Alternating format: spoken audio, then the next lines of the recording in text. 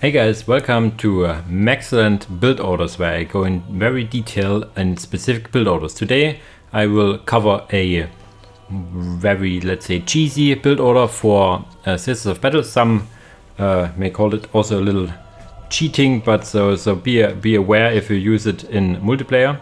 I'm kind of the guy that is like, if it's in the game, it's part of the game, so you can use it. It is quote-unquote abuses a little thing that if you delete a building, the requirements that the building is alive are still lingering around for a second. So this will be a let's say, cheesy way of having early grenades, phosphor grenades for Sisters of Battle. You will see the details when we are in the game. For this we choose just a map that I think is very fitting for it, as we'll have a lot of sisters that live on archaeology, with the middle point which for which you fight over fits in very well, I think. So as usual, we go with a random opponent and have to see how it goes. And yeah, as usual, what is the first thing we want to click? It is B for build and C for the barracks basically, and then we want to build another servitor and two missionaries. So let's go. There we go. Then we quickly add a sanctuary over here. We send a second builder over here. And then we start capping in this order around here. These guys, once they're finished, they will go to this point. The first sister we will send to the middle. So we use our capping units in the back for some safe capping, and our combat units in the middle for some more aggressive capping. Give them a nice shift command so that they keep on keeping on while we are busy fighting and microing. So we will get actually 3 squads of Battle Sisters. This one and then this one. And shortly you will see what I mean. You now want to lead this and immediately click on the Sororitas Convent and click the grenades. The grenades are over here. So you get enough resources from the deletion to use it. And you still have the requirement that the phosphor grenades require the sanctuary lingering for a bit. And so you have time to click on the button for it, even though you do not own the sanctuary anymore. That's why some call it cheating, because you are abusing kind of the game, not recognizing that you do not have the building right away. So that's why I said use it with caution. Some people call it cheating. I think it's also banned for most like tournament stuff in vanilla. So you see how it's not really liked. So we have Imperial Fists against us, which is okay, I think. And once this is done, we have really early grenades on 3 squads. And we then also could and will add a 3rd squad. For now we have this point, which is nice. We send this guy over here actually, and then move on. And see what we can do. Reinforcing all these ladies once, so we have a nice 5 squad. 5 is a good number for squads, as they so we have now phosphor grenades in minute 2:20, which is really nice, because then they do line up nicely in terms of damage and stuff. We will now add our 4th squad. We cannot get more because then we are capped. No sign from the opponent yet, because we are that aggressive early on. Wanted to send one of these ladies over, not 2. And yeah, you see the resources aligning very nicely all around. This is also our number 2 again. There's some attack marines.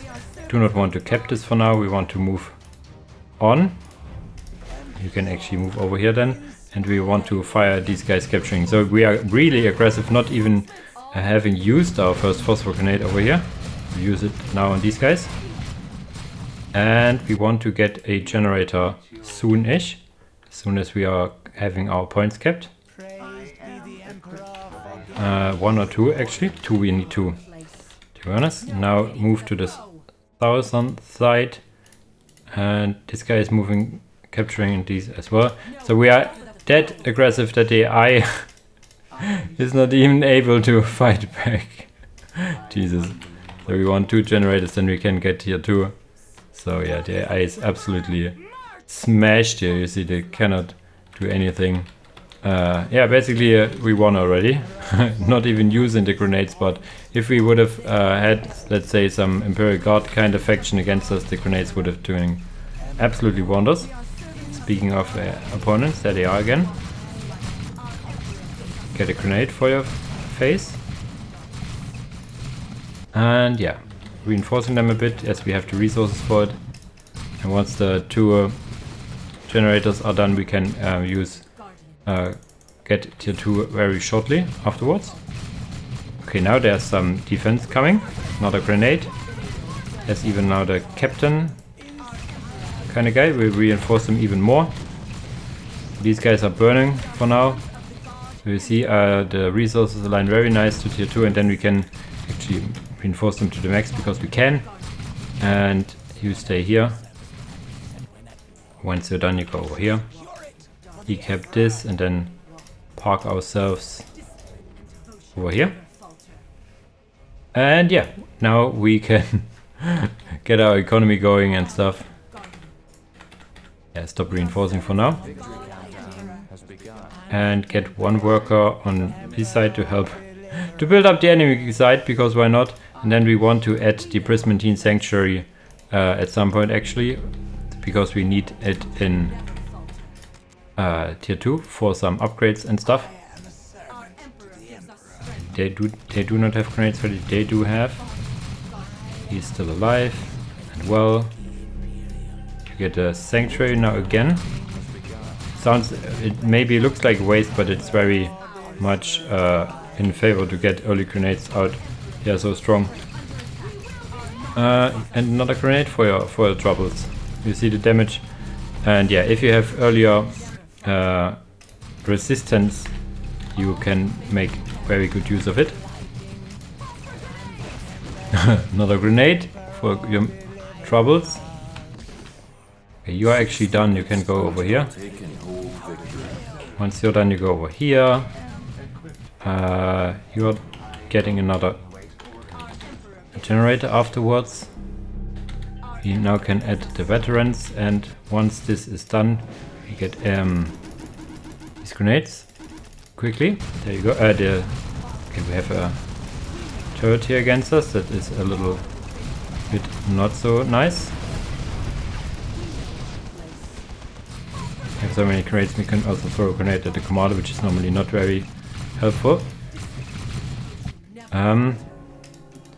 One very important thing is also the blessed armor, and let's quickly pause. In tier 2, you normally want to have anti-vehicle very early, so the idea is that you probably add the improved logistics and get a squad of Celestians or 2. That's one way to transition, as we transitioned very early and have the control anyway. My idea is to get some Inferno Pistols and blessed armor and double down on our existing sword. This should be suffice in this game. If you have an opponent fighting better back, you could say, it's not as easy defeatable as the AI, you want to probably get these improved logistics and get Celestians. So you want to have improved logistics researched by now, maybe skipping the Sanctuary for now and just getting 2 Celestians out, and then go for the Holy Reliquary and adding the Old Man. For example, this would be a good way to transition. I play it out because I'm against the AI and know that the AI is still tier 1, so I can double down on anti-infantry, which I do now in the sense that I give them all heavy bolters. And then also give them that weapon increase, but I will still get the Holy Reliquary now. Getting another builder out because I need a generator at some point. You see, I have all the countdowns in the world. He will go to this squad because we can. Actually want to get one of these icons here. And then we could also add like the Canoness if we have enough resources. But yeah. Once we have this and all the heavy bolters, we can actually push, I think. And if not, we will get some commanders out to attach to the squads here and help with the damage this way. We need another generator soon-ish. There you go. He's not done. He can go over here. And now I think, yeah, we get the Canoness. We will get the Old Man first. And then the Dogmata. But I think we win before. We have this one. We now get the weapon specialization soonish. So then we can get more heavy bolters. And we push with a whole bunch of heavy bolters. This is basically our plan for now. We also get like the Holy Edict and stuff for the big boom ability. But for the most part we get the veteran upgrade because we want to have strong commanders. Reinforce those ladies to the maximum because we can. And then we make one last push and end it. So this is very anticlimactic. I'm sorry for that, but against the AI it is it sometimes is like that. We have the map control and now we win, you know. Getting now the Canoness because we can. Yeah, the Old Man, so set. Then we get the Holy Edict and another one of these because we need to have, I think, a little more faith to be able to use all this. And yeah, we soon have all the heavy bolters in the world and then yeah, push to victory. Getting another. What do we add? How much power do they cost? 50. We wait for the Dogmata being started and then build a generator. This has been researched. This is also been researched soonish. Yeah, basically once the Old Man is attached, we move to victory here. Dogmata is on the way and all that. Getting more generators so we can get to tier 3 if we want. Tier 3 is also a very strong tier for Sisters of Battle, which can make use of these, what do I call these ladies in power armor. We focused on the turret here. A little, 2 turrets actually. Can you come a little closer here? Emperor of Wrath over here because we can. Get a little closer. This and that. You can kill this. Lay on hands. You get a grenade to their face. Get actually a grenade to those guys. Marta is here being added over here. Totally floating resources because I'm not actually looking what I'm doing. And now reinforcing a bunch and yeah, have broken basically the enemy here. Get this guy over here for capping because we can. But yeah, this is basically it. The idea is clear, I think. Get the phosphor grenades very early and use them to win the game. To get an early advantage, as we always want to have in Dawn of War, an early advantage that carries you through to tier 2 and then wins you the game in tier 2 or latest in tier 3. As I said, if your opponent fights more back, you could have used more grenades.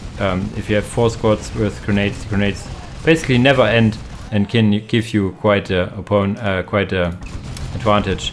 The Imperialist didn't fight back very well, so I'm a little, yeah, not liking this much, but I hope I could still send a message over. As I said before, this is very cheesy and for some considered a cheat, so make sure to use it only against the AI or against players who are aware of this and are okay with this. This is actually not as super cheesy strong than some other stuff like the pathing issue. If you like path the squads with vehicles all the time when they cannot use stuff, but it's still very cheesy and yeah, considered like in the same level in vanilla as like getting tier 2 with Elder without getting a aspect portal, which in Unifications you cannot do really.